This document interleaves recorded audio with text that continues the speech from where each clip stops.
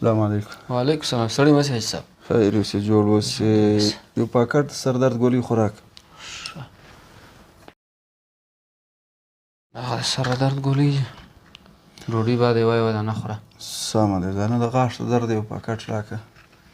غاښ د درد دا د غاښ د درد لپاره دی. صحیح دي. د خوا ګرځېدو ګولۍ مې پاکټ راکړه. خوا ګرځېدو دپاره دغه یې وکړه، هغه پرېجل در سره یوسه چې هلته معده سمه شي بیا چې خوا نه راګرځي. ښه. اوکې. دا څو پیسې شوې؟ دا سولې 95 افغانۍ. ښه سلی دی.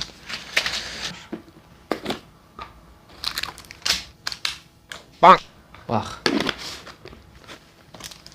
او دا څه مال وخورمه؟ دا پنجۍ نشته، هغه یوه دانه ژاول در سره واخله. یا ژاوله نه کوم، پنجۍ راکړه. زه د ژاولو نه یم. ما درته ویل د غاښ د درد ګولۍ راکړه. زما غاښ درد کوي، ته ژاوله راکړه. غاښ مې خوري، ژاولې نه شم ژوولی. بیا موږ د ډاکټر هم لرو د غاښو، بیا به هغه ته راسې سبا سهار خیر بیا به هغه ته به سبا راسم، خو اوس دا ژاوله واخله، زما پنجۍ راکړه. پنجۍ زه نشته. افغانۍ زه غواړم ته ما ته ژاوله راکړه. دغه وکړه. بیا اوس موږ ډوډۍ راوړله، یو څه مستې پرتې دي، هغسې غوړپ وکړو. دا ژاوله واخله وروره، زما 15 افغانۍ راکړه، یا دا هم درسره کښېږده بېرته. څنګه خلک یې واخله دا دی. تاسو په ژاولو هم شان ورکوئ؟ خپل هم په ژاولو شان ورکوئ چې څوک یې درته راوړي؟ نو غبره به سړی د کور څخه زړه بوټونه او شیان میان درته راوړي، په زړو شیان هم دواوې ورکوي. او ها دغه ژاولې واخله، د 100 افغانو چاکلیټو ژاولې کوچنیانو ته مې راخیستې وو. دا واخله، دغه راکړه، یو پاکټ پېناډول ګولۍ راکړه. یا په دې نه خرڅوو موږ. نو زما سې ولې په دا غواړې چې په دې نه خرڅوي؟ یا دا واخله، دا مه راپرې وایه. اسانه چم زده دی. خدای مو خود جوړوي، نو تاسو د ژاولو پنجې پر ځای ژاولې خلکو ته ورکوئ. راکړه ژاوله هم راکړه. اوس یې ژوولی شم چې ما ورته یې راکړه. نو بیا سبا سهار هغه ډاکټر ته راسه. ټیک انسانان دي. السلام علیکم.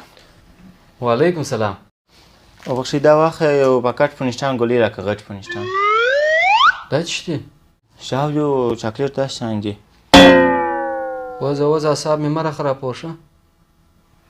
هغه حاجي صاحب ویل دوی په دا باندې هم په ژاول په شان باندې هم دغه ورکوي، ګولۍ دوا واښې چې دا وام خو هغه حاجي صاحب ورکوي. دا ولاړ شه وام.